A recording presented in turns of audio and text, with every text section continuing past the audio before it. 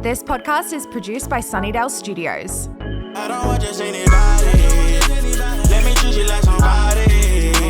Try to dive on a Rari. Just forever we ain't stopping. Hello, lovers. Welcome to the Big Love Energy podcast. I'm Jesselou, your host. Today, we are talking about the soul-saving power of friendships with my dear friend, Emily-Jade. We're just going to have a sit down, chat about the recent years, what we've been through together, and those tricky times when, you know, life's not easy, but having a good group of girlfriends that have got your back can really get you through and in the long run, shine. And EJ is a true testament to that. She is an absolute Wonder Woman, and I'm so excited for you guys to hear about her story and just, a little bit of a behind the scenes of that time of our lives. I hope you enjoyed the episode and enjoy. Hello, I've got Emily-Jade O'Keefe in the house, one of my dearest, bestest friends. This has been a long time coming. I can't believe I am in the interviewee seat, even though today I don't want today to be an interview. I want it to be a chat between two mates. We've been through a lot in the last 2 years in particular, but I just, for those who don't know, I'll introduce you. Emily-Jade is an amazing, first of all, I'll say mother, in terms of mother to Millie and Teddy, and such a, the road, this is a whole nother conversation, but the journey to get to that point of being by your side throughout that whole time. I just love watching you thrive as a mother and how much you love those kids and how much you fought for them. But a TV and radio personality with a career that has spanned over 2 decades and more. Yeah, a long time. And showing my age. Thanks, buddy. I've been in radio 5 years. What? Freshie. And such a pro. You've a marriage celebrant, hosted a million events, a lot that I've been to, and each time I'm wowed more and more at your professionalism and how you just hold the stage and hold the event and together and the crowd. And such a pro. So I am super nervous to be interviewing you today and chatting. So this is why. Let's just pretend we're in my kitchen. Let's not. Actually, no, that's too much. Plenty has gone down in that kitchen. But just chats between friends and sharing a little bit on our journey more recently. The title of this episode is soul supporting friends through tough times. And I just want to start with that really. About 2 years ago, our lives sort of got turned upside down at the same time. But can I say even before that, because both of us had fertility issues as well. Yes, we did go through that together. And so when we met via Margot, our other mutual friend who we adore, we both of us had one child. I hadn't had Millie yet. I was still trying for Millie. The day that I met you, you walked into Margot's house and you were wearing a pink Juicy Couture velour tracksuit with diamonds. I wish I still owned that. And you had your dog in your bag. I was a poor Paris Hilton. And you were at the time, Emily, you were doing the column in Brisbane, Emily Everywhere. And Margot was like, oh, Emily this, Emily that, Emily. I'm like, who is this Emily bird? And then you walked in and I was like, oh, here we go. Did you judge me? I was just like, oh, this is a bit different from, was just like, what's going on? And then got to know you and immediately clicked. And then you moved to the Goldie and I was like, just claimed you. Thank you for claiming me. I claimed you right back. So from there it was, I'd already had Jace, but you not long after you'd been struggling to fall and had Millie, and then that as time went on, as I was trying for Rafi, you were trying for Teddy, and I just remember we've had similar and different journeys, to be honest. Yes. But that's women, isn't it? That is. We all want to have children and everyone's fertility journey is different but similar. They're all miracles. And then marriage issues as well. I mean, marriage, you don't just get married and it's easy. In fact, I would say that it's easier staying single.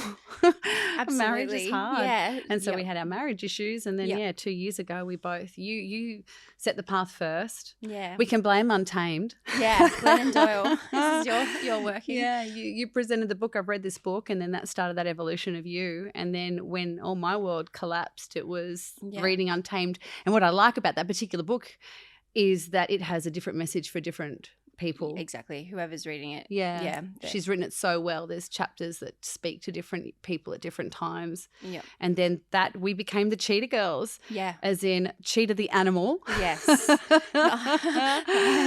Because of the reason why she wrote her book about the cheetah trapped in the zoo. Yeah. For those that haven't read Untamed and you're listening to this potty and you're attracted to Big Love Energy and my vibe, I highly recommend that no matter what you're going through, it's such a wake up book, like to live who you are. Yeah. Don't feel caged anymore. Yeah. And the reasons why perhaps you feel caged, exploring that. Yeah, that inner divine feminine, the inner wild that is calling you, like it's a real thing. It is a real thing. So I think at the time I remember the whole when I'd moved out on my own and with the kids and you girls just coming over and supporting me with wine and celebration. And just pajamas with cheetah prints and we're all matching and just that support. I really felt like it was a fresh start but I remember you saying at the time going, because it was pretty immediate, the shift in me, I feel, because it had been, even though going out my own, it happened quite quickly, it just doesn't happen overnight. Those feelings had been brewing for a long time. And by the time I was actually out, I was so ready for the next chapter and to be free of that cage. The cage, yeah. That I was, you were like, I've never met you before. I said exactly those words. I didn't realize how insular you were until you came out of yourself. And I loved you before, but the new you, which was the always you just hadn't had the chance to be that or find that. And it's not just the marriage. I want to make that really clear. You've had a lot of stuff happen in your life. And so for you discovering yourself, it was amazing. You were the true butterfly. You were the caterpillar into the cocoon. And for those listening, Jessie does go into a cocoon. So when she's going through hard times, if I can say this, and I've learnt this as your friend, you won't return messages, and this is not a criticism. This is what a true friend gets you. But I had to learn it. But you don't return messages, text messages, the phone, even sometimes the phone calling stresses you out and traumatizes you for other reasons that you can discuss one day maybe if you want. But I learnt as a friend when she's in a cocoon, something great's about to happen. So don't stress. You go to your art or you go to your kids or you go to you, into you, and then next minute you're like this butterfly. And I'm actually privileged to be your friend. I have to sometimes be patient for when you're in and out of yourself. And I feel that as a creative, that's what has to happen. And I'm happy to accept that as a friend. And I think you're talking about the topic of this particular podcast being about friendship. That is my gift to you as a friend, is to accept you with the absences we might have sometimes, but then when we're together, we're together. Yeah. Does that make sense? It's beautiful. That's amazing. I was not expecting. I am guilty of that, and I often, it literally is me preserving my energy, and I've always found it. I've, of course, thought it to be a flaw of mine, but you wording it like that means a lot. I'm just waiting. Yeah. Now what you gonna do now? It's self-preservation. I feel when and I think I term it, simplifying things. And for me, it's just there's so much noise already going on with what's going on in my mind with what I've had to fight through, and it's hard. And it's that conditioning, and it's just like trying to break that cycle. And so when all that is going on, I have to go in. Like I have to go in, and I go to nature and I go to my art, like you said. But I'm so lucky that I've got my people who understand me and just, like you said, pick up where we left off every time, and it's always worth it. Yeah. And it's so unconditional. There's no judgment. There's no there's no guilt or anything like that. It's just, that's what makes our friendship. Having said that, if I needed you, you'd be there. 100p. Yeah. Yeah. Which you have been. Yeah, likewise. Yeah, no. And that did happen not long after I was out on my own. I remember, finding out that EJ's world was turned upside down on its head, let's say, and never forget the day, never forget that time, and trying to obviously be there for you as well, the way you were there for me, and not really leaving your side. Well, what's interesting is that we talk about friendship and you needed space. I didn't need that. Yeah. I need people around me. Yep. I'm one of 5. Yep. I grew up in a beautiful, close family. So when I was crumbling, I needed people around me. And the day that my marriage completely ended, you're going to cry. You were the one that knew, because you were the most recent one to go through, and in fact one of the only ones of our friendship group to go through it. You knew I needed you to stay the night. We're going to cry. And as like there were 4 of us girlfriends all together, and you were supporting me, and we were packing things up, and that's the worst thing that you can ever do. And you were with me when we had to tell Millie, and because how do you navigate something like that you didn't see coming, and saw coming but not saw coming? That's for another day. Yeah. But as everyone was petering off, you said, I'm staying the night. Yeah. And we're going to have a girls' night. Yeah. Braided each other's hair. We'll watch movies. And it was, And you knew that I would probably either howl all night or not sleep all night or be scared in the house or all of the things. All the things. And I was able to go to sleep knowing that there was someone else in a space, that if I was waking up at 2:00 in the morning, you were going to be there for me. Yeah. It was a time. We had a breakup summer party. Yeah. It's wild to think back. But yeah, so proud of how you've bounced back, really. Like that was, immediately after it was a tough time. You lost a lot of weight. That's how you sort of deal with your grief. And we were all super worried about you, and you threw yourself into work. It was like the opposite of me, really. Yeah. Instead of retreating, you just went all out. That's what I do. Yep.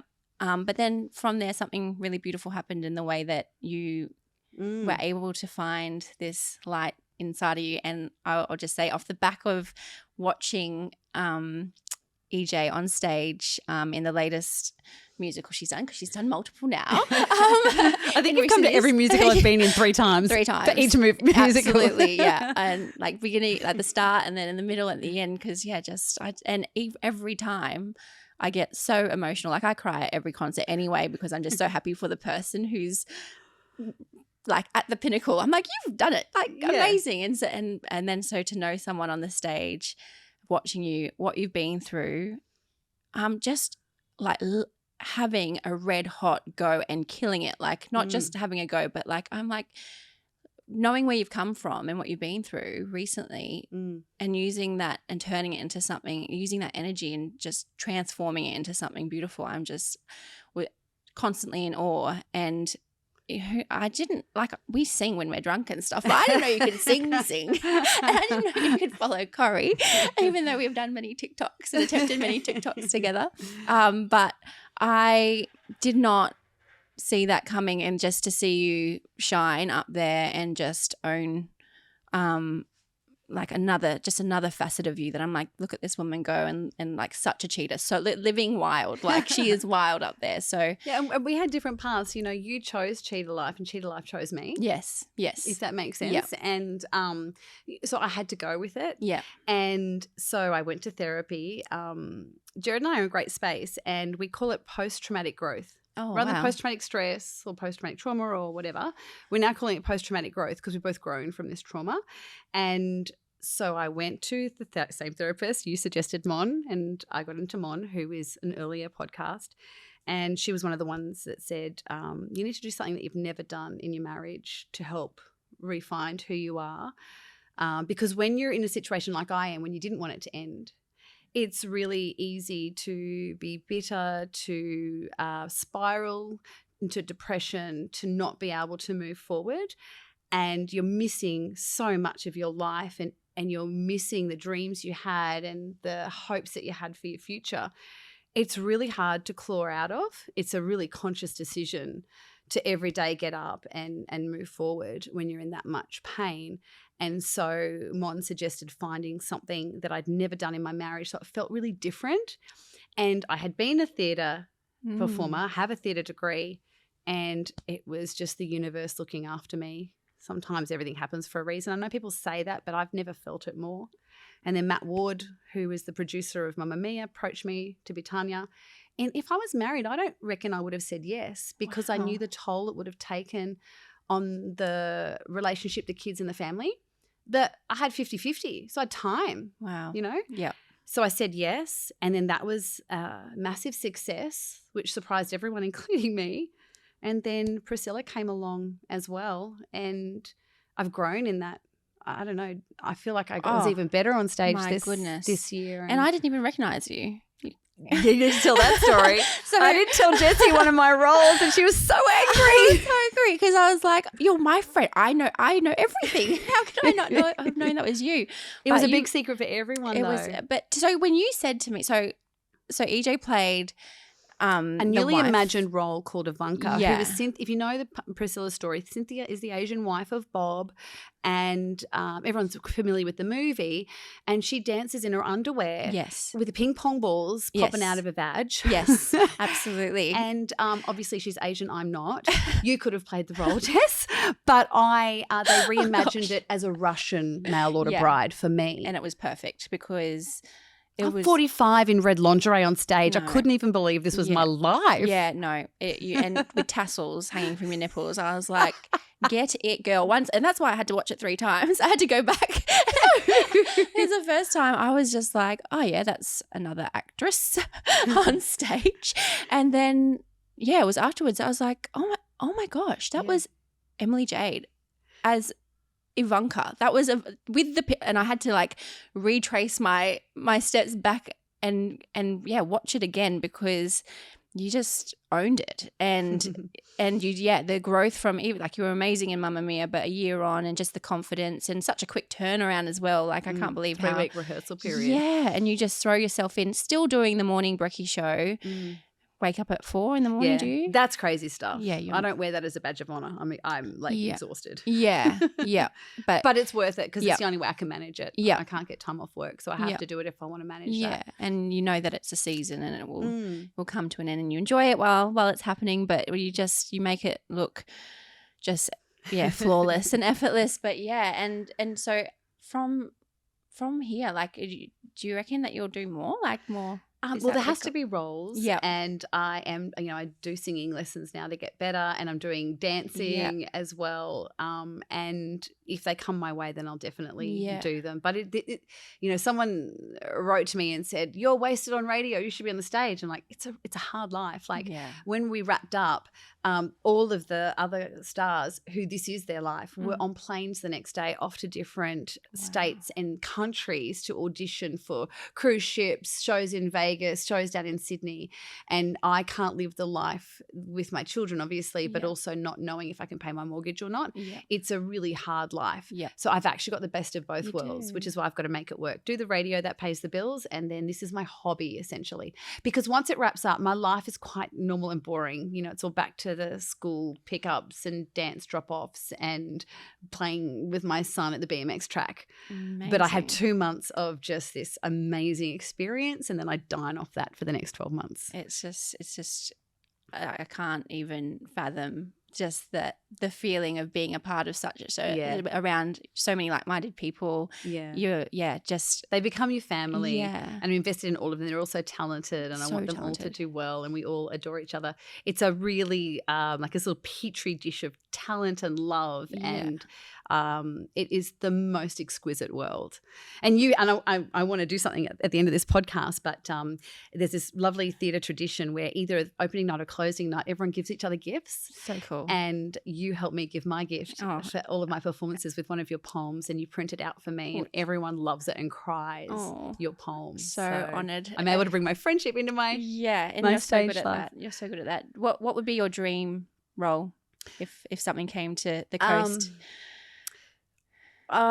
I don't actually have a dream role. Good question, but I don't have a dream role.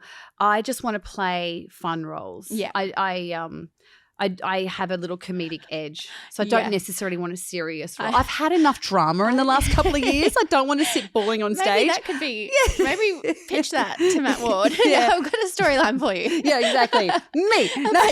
Me and my friends. Yeah.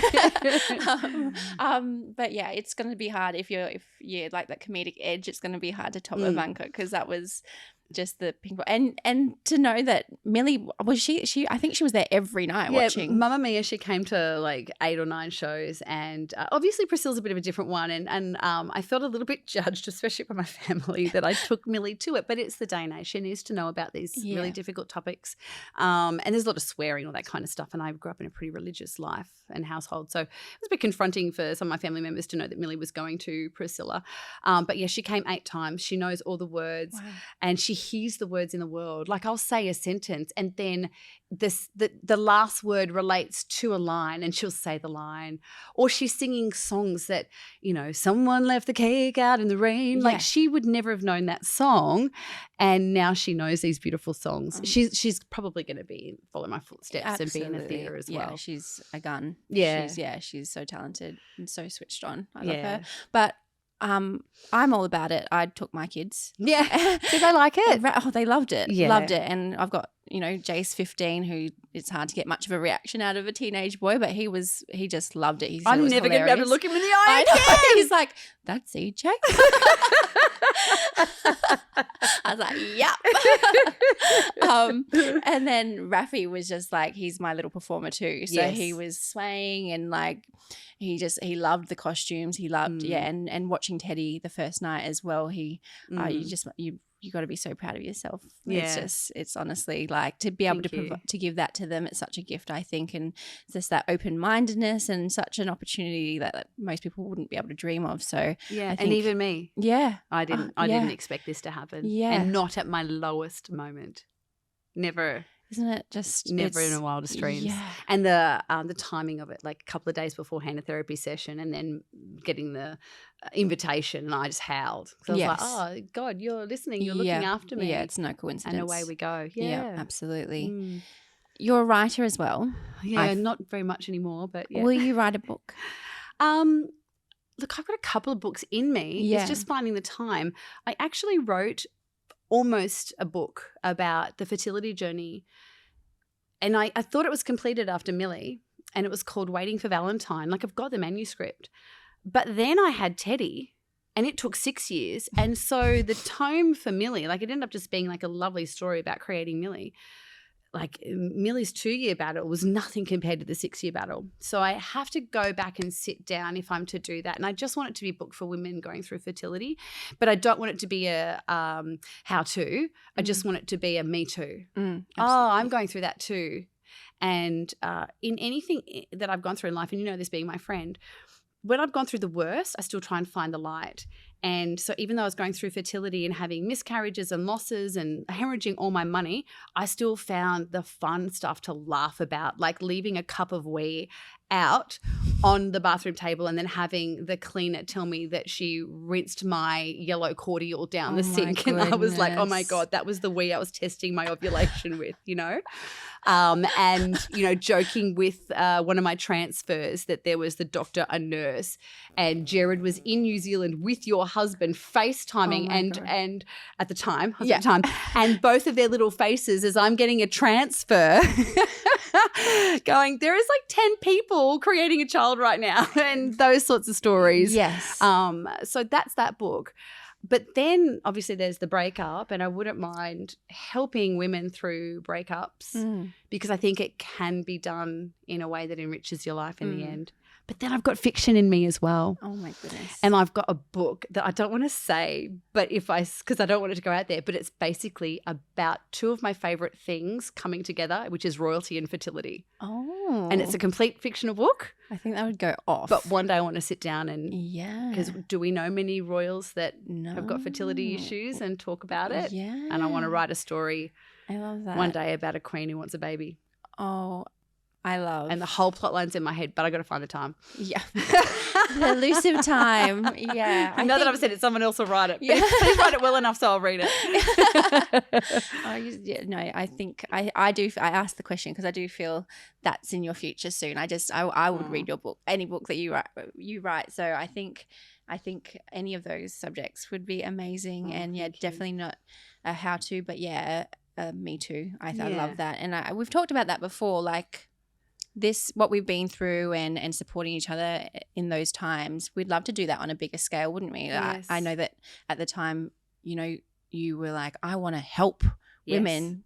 It's such a fragile time and you can be so caught in the dark. Yeah. Let's create a group and support women through and give them the strength and the tools to be like, let's get through this. Yes. You're going to be fine. To know what's coming. Yeah. And people say it in so many stages of their life, when they're struggling, falling pregnant, why didn't anyone tell me it was so hard? When they're struggling in the first year of having a baby, why didn't anyone tell me it was so hard? When someone's going through a breakup, why didn't someone tell me it's so hard? To create something that gives people the steps and the tools, because I was lucky. Like the day, Jared and I separated and you were there, you girlfriends said, we need someone outside of us to help us. And you knew that I was seeking counselling at the time with the marriage counsellor, Ruth Simons, love her. And I had her number and you guys encouraged me to ring her. And she gave me the steps for that day, which was, I need you to go to the GP. I need you to get some Valium. I need you not to drink. I'm going to check in with you a little bit later on and tomorrow. And your first therapy session is Monday. And your therapy is going to change from marriage therapy to recovery therapy. And when you go through something like this, it's really important to take charge of your own recovery. It's easy for someone, if I can put it into this terms, you have a car accident, right? And you can spend days and days and days, years and years going over the accident. No, go over the recovery. How am I getting to the hospital? How am I getting the surgery? How am I getting the physio? How am I taking those first steps after a car accident? Don't focus on the car accident. Why? Who? When? The blame. That is not how you're going to recover. You have to, what are the next steps after the accident? Oh my goodness. And so, yeah, and that's, I guess, where I see myself, even in these conversations, when I talk publicly about it. It's not the nitty-gritty of what and where and how. It's easy to get caught up in the drama. I'm with you. It's how am I getting better? Yeah.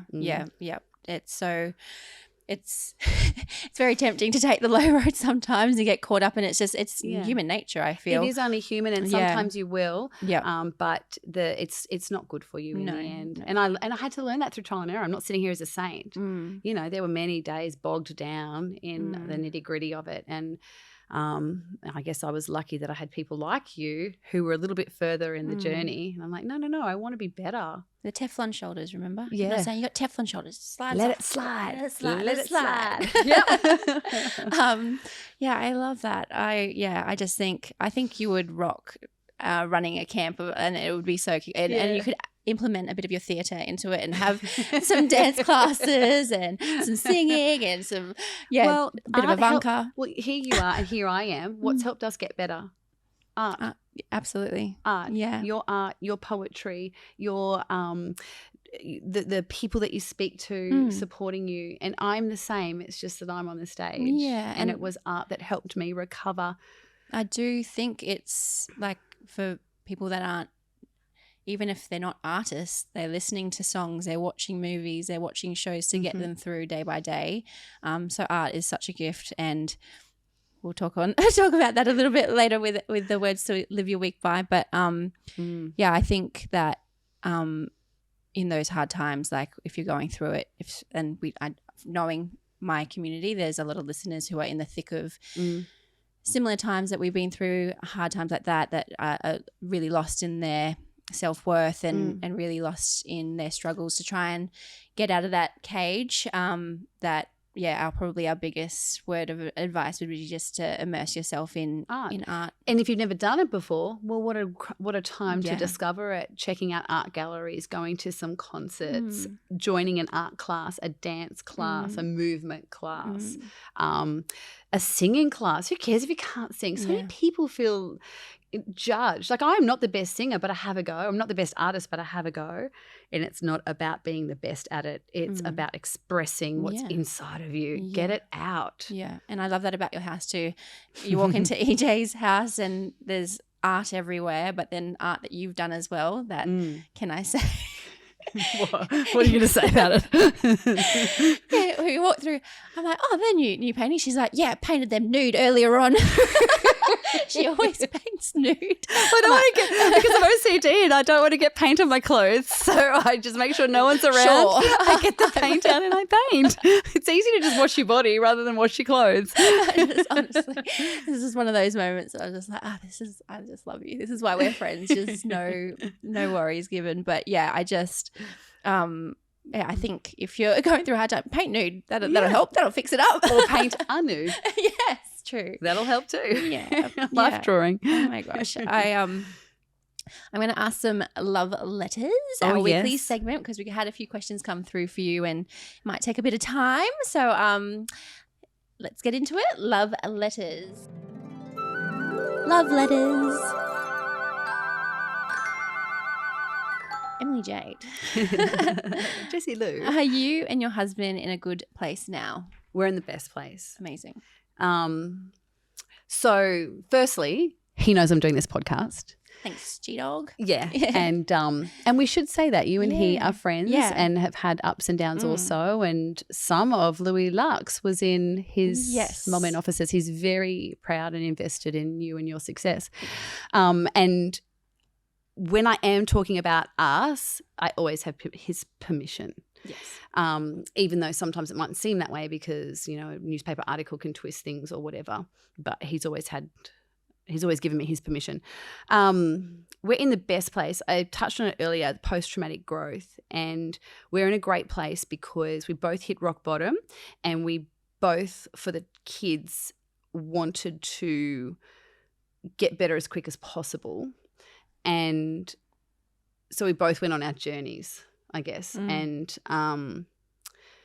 he went on his journey. He lost everything and friendships and everything, you know. And so he had a few choices to make to save his soul is the best way to put it. And so luckily he did that. And it's interesting because I'm the one that he hurt, but I'm the one that he turned to. And I'm lucky that I had you and other people around me to be at a space and place where I could be there for him because he's the father of my children, so I didn't want anything to happen to him. And anyway, he got lots of counselling, and through that counselling he had counsellors led to doctors led to psychiatrists, and he's had some diagnoses that have really shed a lot of light onto why we're where we're at. But the beauty of it is that it also led to Millie getting a similar diagnosis, and I'm very thankful for our breakup now because I'm able to help her and I wouldn't have known. And it's a hereditary thing, and it's for another time. But we're in a great place because of this. And we were hurtling towards the breakup because he had lots of unanswered things about himself. Yeah. And he was putting it on me, and I was trying to fix it because I love him, and I couldn't fix it because I didn't know. And now we know, and now we're able to seek proper professional help. And the post-traumatic growth has now been the best thing for us. So, yeah, we're in a really excellent, beautiful, amazing place. Yeah. It's not perfect, and it's not been easy. Like, I don't want to sugarcoat it all. You've seen it. This has been like life and death, to be honest. And the breakup, although initially was the worst for me, I got better and love and light a lot quicker than he did. Yeah, I think it's a common formula when they're dealing with demons, whatever it is, and the beauty in it. And I think why you were given such a, you did nothing wrong. And for you to be so supportive of him because he was willing to grow, like there was so much, there was, as you say, life and death in the way that it was watching it as an outsider. I was like, I just don't know how you work through this. Like it's just, and there was like Jared and I being friends originally as well as like close with you, close with Jared. I was just like, I had to support my girlfriend and fiercely and just, put Jared's friendship aside and just be like, no, she needs me right now. And luckily, like you being who you are, just, still having that grace for him because he was so willing. Like you could see that he was really wanting to grow and change. And that's, you can't deny someone of doing that. And you did it at such a pace that was, really mindful of yourself, the kids, him, and with time, time does heal. And, it's been so cathartic for me to sort of see that it can happen like that. Like that's the ultimate. You want everyone to get along. You don't want it to be, any animosity or anything like that. So to see that it could happen if two people are willing to do that together, then you can really overcome it, and especially for the sake of the kids. Yeah, and to have little goals. If you're going through a breakup right now, my goal, and it was from Jennifer Garner, who said that she always had visions of dancing with her daughter's dad on their wedding day, and when her and Ben broke up, she was devastated. She thought that wouldn't happen, and then she actively worked towards making it happen, and that was my goal. I'm going to actively work towards making this happen, no matter how bitter, sad, hurt, betrayed, everything I feel. I need to work towards that, and then I'm so glad I did, because then that kindness and grace and sympathy and understanding and empathy and all the words, all of the words other than hate, helped us get to where we are now. And it's an excellent space that we are in, hoping towards full reconciliation and working towards that in the best place that we can. It might not happen. I have low expectations, but that's now my path because my perfect dream did shatter. Yes. And so now I'm not going to go forward in any relationship that is a romantic relationship having those Disney dreams. Yeah. That's been shattered for me. And that's not a sad thing. Like, don't cry for me, Argentina, to quote a musical. I've now just had a big fat reality dose, and I joke with Gailey, my co-host, if you live a life of low expectations, you're always going to be happy. Yeah, right. Yeah. Think the concert's going to be bad, then it's amazing. Great. Think the picnic's going to be ruined by ants, and then it's not. Wow. Like, honestly, low expectations leads to a happy life. Super cute. I don't know if anyone wants to aspire to that, but honestly, low expectations and you get big results. Yeah, no. You've only soared, so I don't think you need low expectations on anything. But you just, I think that watching how you've handled it all, and the path you're on, and how loved those kids are, is a true testament to both you and Jared. So, congratulations on that. Thank you. That answers that question. Yeah, it is. Is there another one? What is the biggest thing you have learned about yourself in the last couple of years? Oh God, that's such a good question. Not to say no. And that no is not a bad word. So if you want something, don't be afraid, because you're going to hear the word no. And also don't say no to something that seems a bit scary. If I had said no to Mamma Mia, wouldn't have led to this. Yeah. And I got to say, your initial is, I don't think I can do that. No. And instead, because of the therapy and the counselling and the space that I was in, I was like, oh, stuff it. What have I got to lose? I've already lost everything.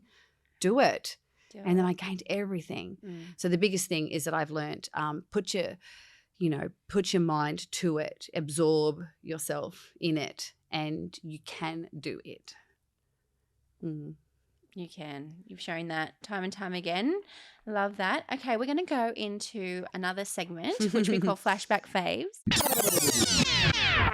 Flashback Faves. Love a bit of nostalgia, love reflecting on the past and those childhood moments, the positive ones that sort of shaped us who we are, that still we just cling on to. I've asked you prior to coming in to bring in and share a flashback fave of yours, a moment in time that you just want to bring back to the surface. So I went through some photos, and like I said, I'm always, I'm always aware that you don't have a lot of photos of you as a kid. So I'm like, because my family have lots of photos. So it was hard for me to narrow it down, but it's still being sensitive to the fact you only have a few.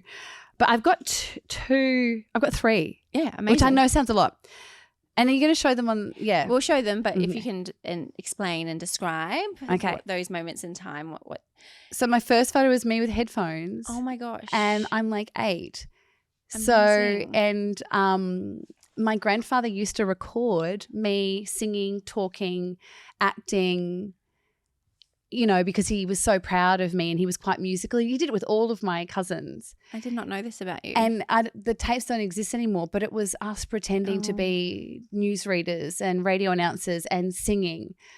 So I love that. Yeah, to have that photo and knowing what you do now, it's amazing, pretty insane. Actually, can I steal that? I can turn that into a piece of art. Yeah, you could do that. The other one is me in my very first musical, which was called Oliver.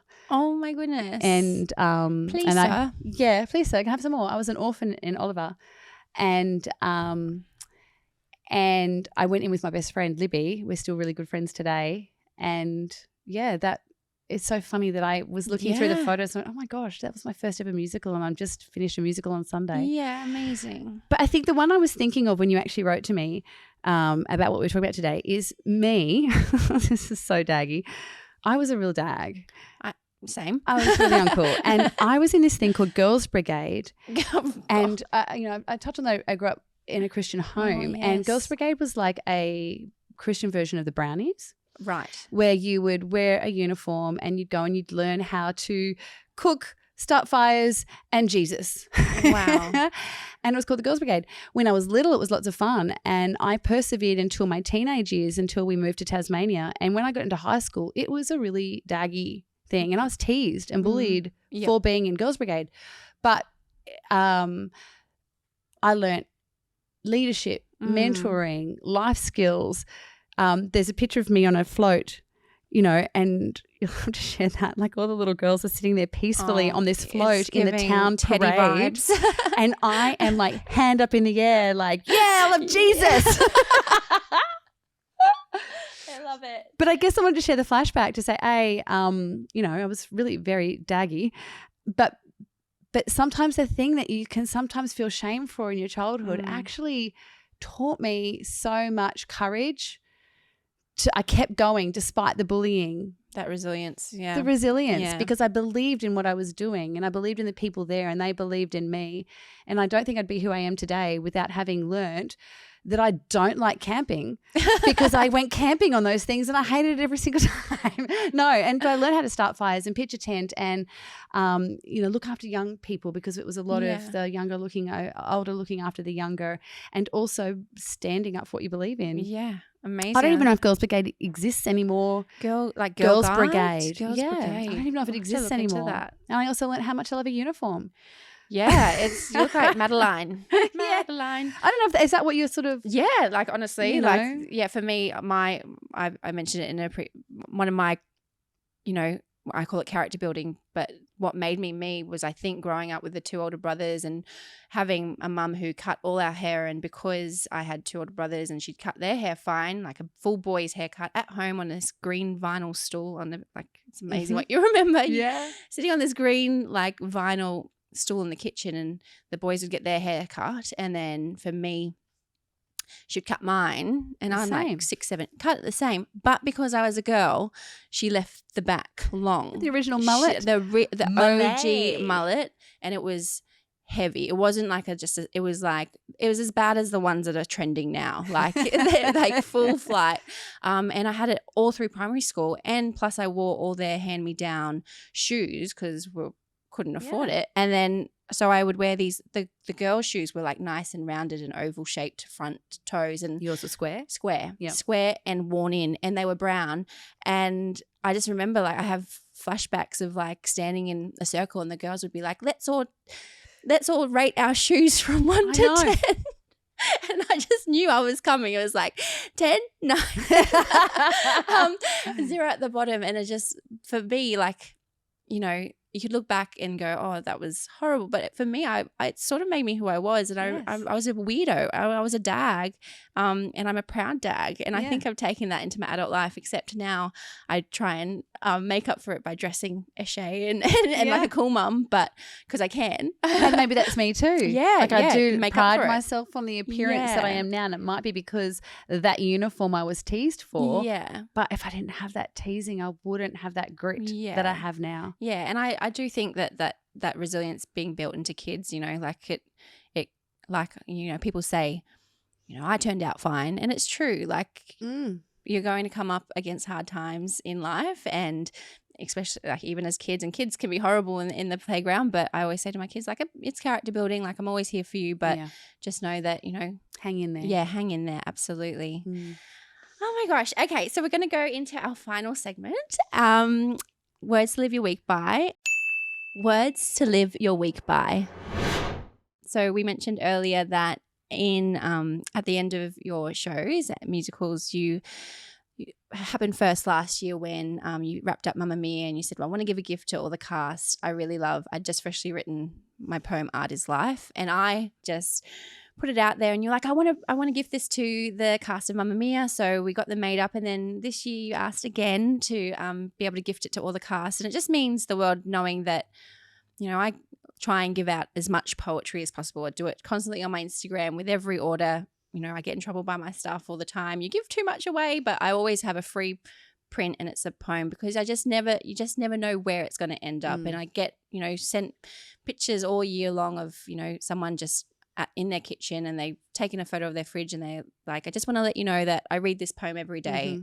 And what is just a normal piece of paper that I've just sent out, like, can really make a difference in someone's day. So I'm like, I'll never not do it. Like, so to have this poem that is made for artists to land in the hands of true artists who are just so talented means the world. And then, yeah, to know that they love it and cry, that's the goal. And we're going to read it today as the words as you live your week by for this week's segment. But I'm going to get you to read it because you're the professional talker. And I think a bit of, spoken word by Emily-Jade O'Keefe to start your week will be just a nice touch. So, and this is how Jessie prints it out. Yeah. Mamma Mia was blue because yes. Mamma Mia is blue for the Greek islands, and Priscilla is pink because pink is the gay colour. I don't know. Yeah. Rainbow. Okay.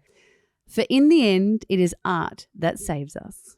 Amen. It is movies that move us.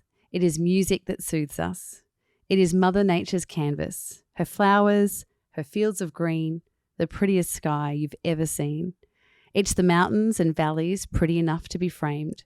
It's words that inspire us to live a life free and untamed. It is art that evokes our emotional minds, reconnects us and reminds us to soak it all in and take our time. It's the rhythm and rhyme, a story, a song, a script, a sound, a vision so profound it lifts our energy in standing ovation. No doubt in this world, it is art that raises our vibration. For in the end, it's not blank walls, deafening silence or empty halls that heals and cures the matters of the heart. It is the joy and the peace you feel and find in your masterpiece, your life. It is art.